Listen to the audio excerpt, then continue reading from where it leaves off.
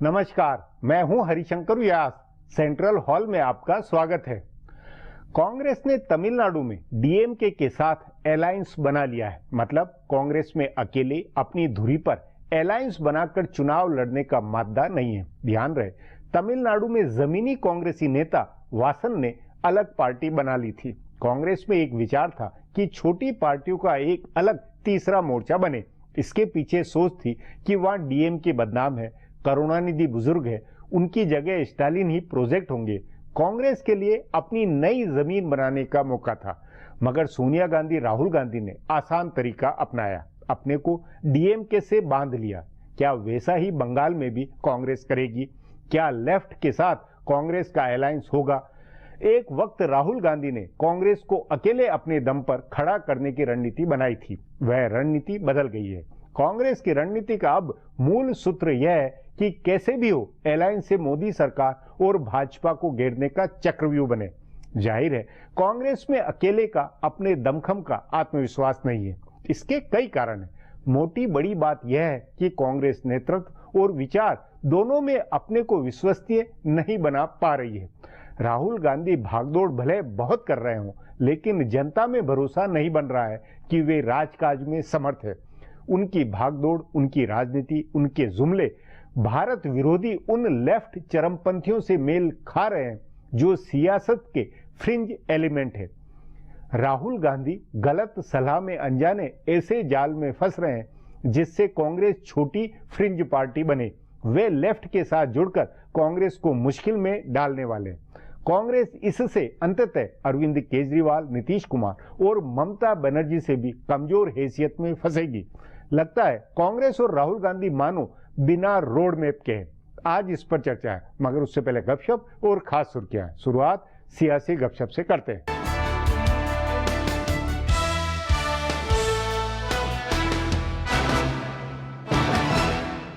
Jawaharlal Nehru university में अफजल की हिमायत और हिंदुस्तान की मुखालफत में एहतजाज करने वाले तलबा की हिमायत में राहुल गांधी के जेएनयू जाने के मसले पर कांग्रेस में अंदरूनी घमासान मचा है। पार्टी के ज्यादातर रहनुमा इसके लिए राहुल के मुशीरों को मुरीदे इल्जाम ठहरा रहे हैं। कांग्रेस के कई सीनियर रहनुमाओं ने मीडिया के साथ गैर रस्मी बातचीत में कहा कि राहुल का वहां जाना बड़ी भूल थी। बताया जा रहा है कि राहुल के करीबी मुशीरों ने उन्हें जेएनयू में जाने के लिए तैयार किया। हैदराबाद यूनिवर्सिटी में रोहित वेमुला की खुदकुशी के बाद राहुल को वहाँ ले जाने वाले के राजू भी इसमें शामिल थे और दिल्ली कांग्रेस के सदर अजय माकन भी। बताया जा रहा है कि इन दोनों के अलावा दो और नौजवान रहनुमाओं ने राहुल के जेएनयू जाने की हिमायत की। पार्टी के अंदर दो राय होने के बाद खुद राहुल गांधी ने सफाई दी। राहुल गांधी ने कहा कि कौम परस्ती हमारे खून में है, मुल्क के खिलाफ कुछ भी बर्दाश्त नहीं करेंगे। इससे पहले ऐवान बाला में हिज़्ब इख्तिलाफ के रहनुमा गुलाम नबी आजाद ने कुल जमाती मीटिंग के बाद सहाफियों से दो टूक अंदाज में कहा कि कांग्रेस जेएनयू में नारेबाजी करने वाले तलबा के साथ नहीं है। अब कांग्रेस रहनुमा इस बात का क्रेडिट ले रहे हैं कि उन्होंने कन्हैया कुमार को बेकसूर बताया था और राहुल गांधी ने उसी की हिमायत की थी। डैमेज कंट्रोल के तहत यूथ कांग्रेस और एनएसयूआई के तलबा ने भी जेएनयू के नारेबाजों के खिलाफ एहतजाज किया और उन पर कार्रवाई का मुतालबा किया। हालांकि पार्टी के कई सीनियर रहनुमा मान रहे हैं कि राहुल के जेएनयू जाने से नुकसान हुआ है। वज़ीर आज़म नरेंद्र मोदी, उनके वुज़रा और भारतीय जनता पार्टी के रहनुमा अवाम के दरमियान हुकूमत की जो हुसूलियाबियां बता रहे हैं, उन पर सवाल उठ रहे हैं। इक़्तिसादी शोबे में वज़ीर आज़म ने बहुत काम करने का दावा किया है और हाल में उन्होंने make in India week programme के इफ्तिताह में कहा कि सिर्फ हिंदुस्तान इकलौती बड़ी मईशत है जो तेजी से बढ़ रही है, बाकी पूरी दुनिया में मईशत का भट्टा बैठा है। उन्होंने गुज़िश्ता 2 सालों में FDI में 48% इजाफे का भी दावा किया है, लेकिन इस पर सवाल उठने लगे हैं। कांग्रेस ने हुकूमत से मईशत पर व्हाइट पेपर लाने का मुतालबा किया। कांग्रेस के बाखबर जराये का कहना है कि बजट सेशन में दूसरे मसाइल के साथ साथ मईशत का इशू भी उठाया जाएगा। कांग्रेस रहनुमा इस बात पर जोर देंगे कि हुकूमत व्हाइट पेपर जारी करके मईशत की हुसूलियाबियां बताए। बताया जा रहा है कि साबिक वजीर मालियात पी चिदम्बरम ने हुकूमत की हुसूलियाबियों के दावे को पंक्चर करने वाले हकाइक कांग्रेस आला कमान को समझाए हैं। बरामद के आंकड़ों का मुसलसल नीचे जाना और रुपए की कीमत में गिरावट पर कांग्रेस सफाई मांगेगी। बराह रास्त गैर मुल्की सरमायाकारी के बारे में माना जा रहा है कि हिंदुस्तान की ही ब्लैक मनी जो बैरूनी ममालिक में जमा थी वो हिंदुस्तान लौट रही है। हिंदुस्तान में किसी बड़े मुल्क से सरमायाकारी नहीं आ रही है, बल्कि सिंगापुर, मॉरिशस से हिंदुस्तान में डॉलर आ रहा है। कांग्रेस पार्टी को देवबंद सीट पर मिली जीत पार्टी के लिए संजीवनी की तरह हो गई है। कांग्रेस के सभी रहनुमा इसे आइंदा साल होने वाले असेंबली इंतखाबात का इशारा मानने लगे हैं। आज लखनऊ में राहुल गांधी के पहुंचने से पहले ही कांग्रेस रहनुमाओं ने देवबंद की जीत का माहौल बनाया हुआ था। सभी रहनुमा बीजेपी के खिलाफ राहुल के जारहाना रवैये को इसका क्रेडिट दे रहे हैं। कांग्रेस के रहनुमा मान रहे हैं कि पार्टी अपने आप को बीजेपी का मुतबादिल साबित करने में कामयाब हुई है और इसीलिए मुस्लिम राय दहिंदगान ने देवबंद में उसका साथ दिया। हालांकि फैजाबाद की बीकापुर सीट पर कांग्रेस को सिर्फ 2900 वोट मिले हैं, जबकि इस सीट पर असदुद्दीन ओवैसी के उम्मीदवार को 11,000 वोट मिले। मुजफ्फरनगर में भी कांग्रेस को महज 10,000 वोट मिले। मुजफ्फरनगर में चौथे और बीकापुर में 5वें मकाम पर रहने के बावजूद कांग्रेस देवबंद की जीत को बेहद अहम मान रही है। उसे लग रहा है कि एसपी के होने के बावजूद उसे मुस्लिम वोट मिले और इस वजह से सूबे की पार्टियां उसके साथ मफाहमत करना चाहेंगी। कांग्रेस के बाखबर जराये का कहना है कि 3 सीटों के इंतखाब में एसपी और बीजेपी एक ताकत बन रहे हैं और इस वजह से बीएसपी अकेले नहीं लड़ना चाहेगी। तभी कांग्रेस को उम्मीद है कि आइंदा साल होने वाले इंतखाबात में बीएसपी और कांग्रेस के दरमियान पंजाब और उत्तर प्रदेश में मफाहमत हो सकती है। अगर बीएसपी तैयार नहीं होती है तो आरएलडी, जनता दल यूपी, इस पार्टी आरजेडी वगैरह के साथ ही कांग्रेस की मफाहमत होगी। अब आज की सुर्खियां हैं, ये लीक से कुछ हटकर है और इनसे देश की दशा दिशा को बूझ सकेंगे।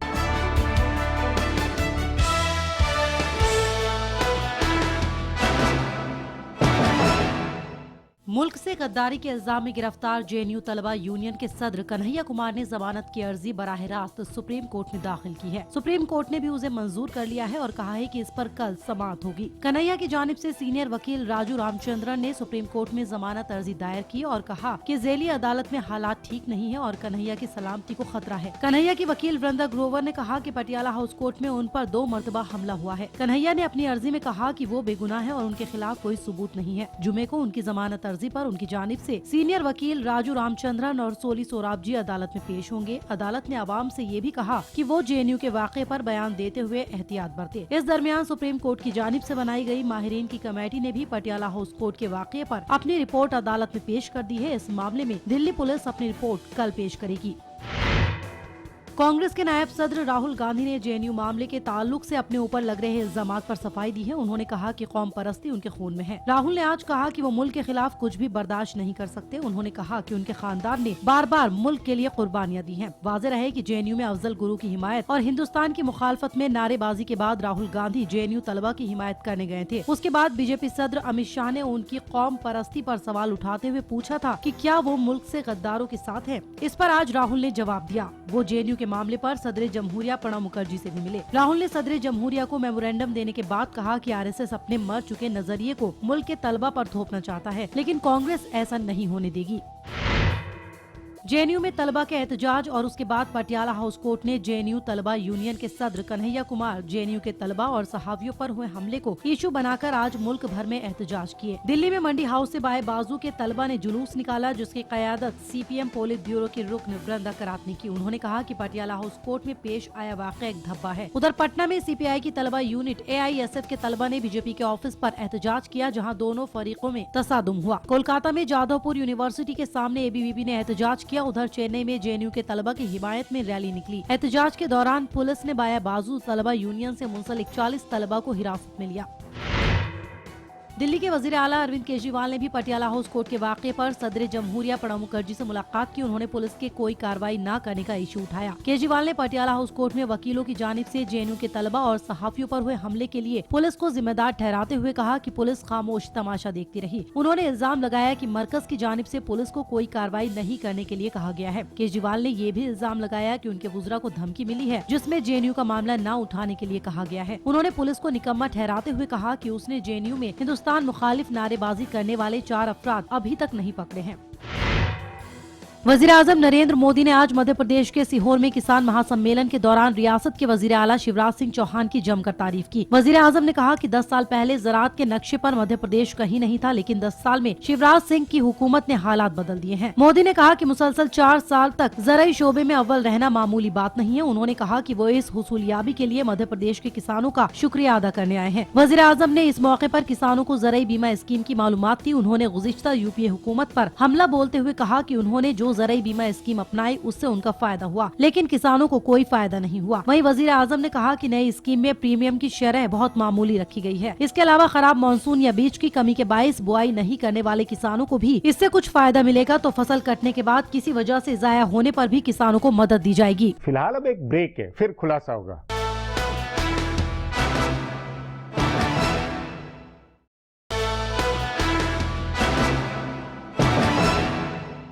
आगामी विधानसभा चुनावों में कांग्रेस की प्रतिष्ठा दांव पर है। असम और केरल में कांग्रेस यदि वापस नहीं जीती तो ग्राफ बहुत गिरेगा। उस नाते तमिलनाडु में कांग्रेस ने जो अलायंस बनाया है उसमें यथास्थिति वाली रणनीति झलकी है। इस पर आगे चर्चा करें उससे पहले देखें मेरा ये खुलासा।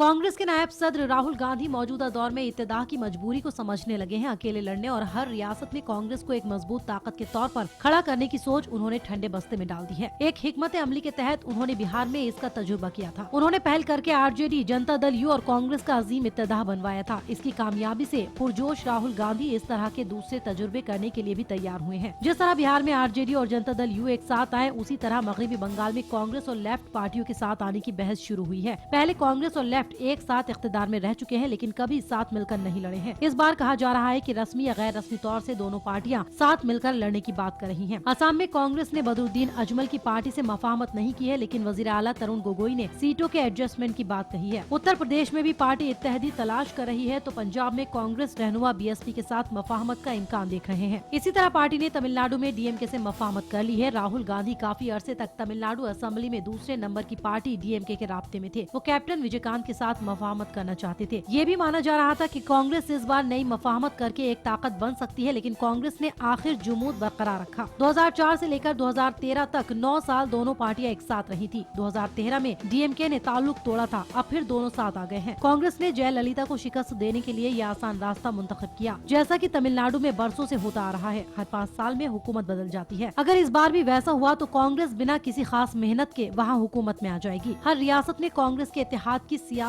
करने के पीछे 2 वजूहात बताई जा रही हैं। पहली वजह तो ये है कि कांग्रेस क़यादत 2019 के लोकसभा इंतखाब से पहले हर रियासत में बीजेपी को हराना चाह रही है। कांग्रेस रहनुमाओं को लग रहा है कि कोई हराए लेकिन रियासतों में बीजेपी हारे। जैसे दिल्ली और बिहार में हारी, वैसे अगर पार्टी दूसरी रियासतों में हारती है तो नरेंद्र मोदी की हवा खत्म होने का पैगाम जाएगा। बीजेपी कारकुनान का हौसला गिरेगा और खुद मोदी भी पहले जैसे हौसले के साथ इंतखाब में नहीं जाएंगे। तभी कांग्रेस रियासतों में मफाहमत कर रही है ताकि बीजेपी को रोका जा सके। दूसरी वजह यह है कि कांग्रेस और राहुल गांधी दोनों को जमीनी हकीकत का अंदाजा लग गया है। उनको लग रहा है कि कांग्रेस अभी इलाकाई रहनुमाओं के सामने खड़ी होने के काबिल नहीं है। जिन रियासतों में उसका सीधा मुकाबला बीजेपी से है वहाँ तो लड़ाई है, लेकिन जहाँ इलाकाई पार्टियां हैं वहाँ कांग्रेस का वोट उनके साथ चला गया है। इसलिए कांग्रेस की मजबूरी है कि वो इलाकाई पार्टियों के साथ मिलकर लड़े। कांग्रेस रहनुमाओं को ये भी लग रहा है कि अगर वो भी लड़ते हैं और मुकाबला सहरुखी या चहारुखी होता है तो बीजेपी को उसका फायदा होगा। इसलिए कांग्रेस अपने मफादात को तर्क करके बीजेपी को रोकने में लगी है।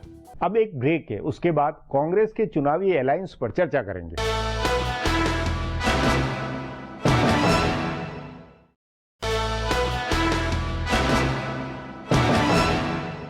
कुछ मायनों में कांग्रेस प्रदेशों की स्थिति के अनुसार टैक्टिकल चुनावी रणनीति सोच रही है, पर कांग्रेस का बुनियादी संकट यह है कि प्रदेश सरकार की एंटी एस्टेब्लिशमेंट हवा है, उसे कवर करने के लिए राष्ट्रीय लीडरशिप की जो धमक बननी चाहिए वह नहीं बन रही। इस पर चर्चा के लिए आज मेरे साथ वरिष्ठ पत्रकार पंकज वोरा है। पंकज जी, तमिलनाडु में कांग्रेस का डीएमके के साथ अलायंस बनना, ये सोनिया गांधी की रणनीति के तहत हुआ या राहुल गांधी की रणनीति? देखिए, ये कहना तो मुश्किल है कि जिसकी भी रणनीति है। क्यों नहीं? वो इसलिए कि राहुल गांधी पहले अकेले चलने के पक्ष में थे। देखिए, अकेले चलने के लायक है ही नहीं तमिलनाडु में। तमिलनाडु में जो पार्टी का जो रैंक एंड फाइल था, जो काडर था, वो सारा जीके वासन के साथ चला गया है। जितने लीडर्स कांग्रेस के जो तमिलनाडु से हैं, ज्यादातर सारे फर्जी लीडर हैं। थंगाबालू हैं जो पिछली बार अध्यक्ष थे 2011 में जब इलेक्शन हुआ था। कांग्रेस को 5 सीट आई थी, कांग्रेस 63 सीट्स पे लड़ी थी। अब जो है कि कांग्रेस जबरदस्ती डीएमके के गले में पड़ रही है और लगता है कि कांग्रेस को वो 25-30 सीट्स पे निपटा देंगे, मतलब कि उससे ज्यादा देंगे नहीं। तो जो है कि नहीं, लेकिन ये अलायंस का मामला फिर आपको ये नहीं लगता कि ये जाके बंगाल में भी जाके अटकेगा? या मतलब क्या अलायंस की राजनीति या कांग्रेस जो अभी राजनीति कर रही, राहुल गांधी अभी जो राजनीति कर रहे हैं, उसका क्या लबोलुआब बनता है? देखिए, जिस तरह की कांग्रेस की जो संकेत आ रहे हैं, इस तरह से लगता है कि कांग्रेस जो है इस चीज के ऊपर तैयार हो गई है कि जो रीजनल पार्टीज है उसके उधर सेकंड फिडल प्ले करने के लिए, कि मतलब कि जो है कि अहम रूप की रोल ना प्ले करके, मतलब वो दूरी नहीं बने, भले उनके दूरी के में घूमने लग जाए, उसमें घूमने लग जाए। अब बंगाल में ये कोशिश कर रहे हैं कि सीपीएम के साथ अलायंस हो, ममता के साथ, जबकि ममता कांग्रेस के ज्यादा नजदीक है, क्योंकि कांग्रेस के ही उधर से निकली है, वो कांग्रेस की आइडियोलॉजिकली उसमें अप्रेंटिसशिप की है, उसने वहीं से निकली है। अब वहां पे वो कर रहे हैं, वहां पे डीएमके के साथ हाथ मिला रहे हैं। डीएमके के साथ पहले भी हाथ मिलाया, लेकिन इस वक्त कोई मायने नहीं है, जब पार्टी नहीं है वहां पे तो हाथ मिलाकर किससे करोगे। आप यूपी में आगे चल के चलोगे, पंजाब में बात चल रही है, कोई कहता है कि बीएसपी के साथ मिलेगी, कोई कहता है नहीं मिलेगी। हर तरह की जो रीजनल पार्टीज हैं और हर तरह की जो बाकी पार्टीज हैं, उनसे कांग्रेस जो है सेकंड फिडल प्ले करने के लिए तैयार हो रही है। नहीं, ये नहीं लगता कि एक तरफ आप डीएमके से, एक तरफ लेफ्ट से बात कर रहे हैं और आसाम में जहां बीजेपी से ज्यादा खतरा है वहां अकेले चढ़ने की रणनीति है। ये कुछ अजीब सी बात नहीं, वहां मतलब अजमल की पार्टी के साथ भी अलायंस की अभी बात नहीं हुई है। देखिए, असम का जो है बहुत अजीब तरह से वो है, आपको जानकारी होगी कि असम में जब ये हेमंत बिस्वा शर्मा निकले थे, इनको निकालने में ये कोई निकलना नहीं चाहते थे। इनको निकलने में और इनको तैयार करने में कांग्रेस के 3 वरिष्ठ नेता हैं जो आज भी कांग्रेस के अंदर मौजूद है, उन्होंने उनको पट्टी पढ़ाई थी, जिसके चलते वो निकल के पार्टी से गए थे। तरुण गोगोई जो है बहुत सिक्योर रहे वहां पे। पिछली बार उन्होंने जब इलेक्शन जीता था, उन्होंने इसके बावजूद जीता था कि माइनॉरिटी वोट कांग्रेस को पहली मर्तबा असम में नहीं पड़ा था। अब जो है कि वो रणनीति बना रहे हैं कि ट्रायंगुलर फाइट के अंदर शायद निकल जाए। तो वो एक छत्रप की रणनीति के ऊपर कांग्रेस चुनाव लड़ रही है। बिल्कुल, वो उस पे जो है तरुण गोगोई कांग्रेस हाईकमांड की कुछ नहीं सुन रहे। पर आपका पंकज जी ये नहीं मानना है कि पूरा बड़ा संकट ये है कि जो नेशनल लीडरशिप है, उसकी लीडरशिप की धमक, उसके गवर्नेंस की कैपेसिटी और वैचारिक तौर पर कुछ एक हवा नहीं बन रही है, ये ज्यादा बड़ा संकट है। क्योंकि हैदराबाद से लेकर तमाम जो अभी इस तरह की बातें हुई है, देखिए वो तो बिल्कुल जाहिर है। आपने हैदराबाद का नाम लिया कि हैदराबाद में वो अनफॉर्चुनेट दलित स्टूडेंट की सुसाइड के बाद राहुल गांधी वहां पे कैंप कर रहे थे, उसके बावजूद जब इलेक्शन हुआ हैदराबाद शहर के उसके अंदर बहुत बुरी तरह एक ही सीट, वही तो कह रहा हूँ कि मुश्किल से उनकी एक आध सीट कोई आई है। कि इसका मतलब आंध्रा में तो कांग्रेस से बहुत ज्यादा नाराजगी है, क्योंकि जो आंध्रा का बंटवारा हुआ था, दोनों जो साइड्स हैं, चाहे तेलंगाना है चाहे दूसरी साइड है, दोनों जगह पे कांग्रेस का नामो निशान जो है कि उसको लाना वापस बहुत मुश्किल है। जेएनयू में चले गए राहुल गांधी, कि उससे क्या मिल रहा है कि आप जो है कि जब पूरी परसेप्शन चल रही है कि एक तरह से देश विरोधी नारे और उसके बीच की मामला है, और उसमें फ्रिंज राजनीति जो है उसमें समझ नहीं आ रहा, क्योंकि वो किसने राय दी, क्यों गए। कांग्रेस जो है फ्रीडम स्ट्रगल के साथ जितनी पॉलिटिकल पार्टीज इस वक्त है, उनमें सिर्फ कांग्रेस ही थी जो फ्रीडम स्ट्रगल के साथ जुड़ी हुई थी। लेकिन कांग्रेस जो है उन लोगों का साथ देने के लिए या संकेत दे रही है जो देश के पक्ष में बात नहीं कर रहे, अफजल गुरु के उसमें सहानुभूति। हाँ, जबकि खुद मनमोहन सरकार के समय के ये फैसले हैं, सब कुछ सुप्रीम कोर्ट भारत की कानून व्यवस्था की चीज में जो बीच में हुई है, उनके साथ उन तत्वों के साथ जाने से ये कंफ्यूजन वैचारिक तौर पर नजर आता है या एक पर्सनैलिटी का असर ज्यादा है? नहीं, ये वैचारिक तौर पर जो दोनों जो माँ बेटा हैं, चाहे कांग्रेस प्रेसिडेंट है चाहे राहुल गांधी है, इनको जो है कि कांग्रेस की ना इतिहास मालूम है और आइडियोलॉजिकली जो है कि इनको समझ नहीं आ रहा कि किधर लेकर कांग्रेस को लेके चले। 2014 में प्रो माइनॉरिटी जो स्टैंड था, उसके कारण कांग्रेस बहुत बुरी तरह से हारी, जिसका फायदा नरेंद्र मोदी ने बीजेपी के लिए उठाया। अब जो है फिर से वही राजनीति की तरफ जा रहा है। जो इनको जनून है, इनको एक ऑब्सेशन है कि दलित और माइनॉरिटीज की पॉलिटिक्स करनी है, जिसमें ना दलित इनको वोट डाल रहे हैं ना माइनॉरिटीज डाल रही हैं, पर उसके बावजूद करते करते जो बाकी जो सेगमेंट्स मुख्य धारा वाली मुख्यधारी है उनको अपने आप से एलिनेट कर रहे हैं, उनसे दूर जा रहे हैं। तो उसका जो है अंजाम दिख ही गया कि 44 सीट्स आई थी पार्लियामेंट में, आगे चल के भी इसी तरह से होगा। मतलब कुल मिलाकर आप ये मानते हैं कि इस विधानसभा चुनाव से ठीक पहले भले अलायंस हो न अलायंस हो, कंफ्यूजन कांग्रेस के आला कमान में रणनीति को लेकर भारी है, बहुत भारी रणनीति को लेकर है। कांग्रेस बिल्कुल क्लूलेस है, और जहां जहां पे अगर कांग्रेस का थोड़ा बहुत चांस बन रहा है, वहां पे जो रीजनल लीडर्स जो कांग्रेस के स्ट्रांग हैं, चाहे वो तरुण गोगोई वहां पे हो असम में, चाहे उमन चैंडी कोशिश कर रहे हैं कि रिवाइव करने के लिए केरला में, लेकिन कांग्रेस की हाईकमांड की तरफ से या सेंटर की तरफ से डायरेक्शन बिल्कुल जीरो है। पंजाब के अंदर आउटसोर्स करके आपने स्ट्रेटजी किसी और को दे दी, जो पहले नरेंद्र मोदी और नीतीश कुमार की कर रहे थे। उधर अमरिंदर सिंह की वजह से थोड़ा बहुत बचे हुए हैं, नहीं तो पंजाब में भी जो है कि इनका मामला बहुत बुरी तरह से गुल हो सकता है। जी पंकज जी, बातचीत को यहीं समाप्त करेंगे। प्रोग्राम में आने के लिए बहुत बहुत धन्यवाद। हमारा प्रोग्राम अब यहीं खत्म होता है। आग्रह है प्रोग्राम पर अपनी राय hsvyas@nayaindia.com पर ईमेल करके बताएं या hsvyas@Twitter और Facebook/नया इंडिया न्यूज़पेपर पर जाहिर करें। अब कल फिर मिलेंगे इसी चैनल पर इसी समय।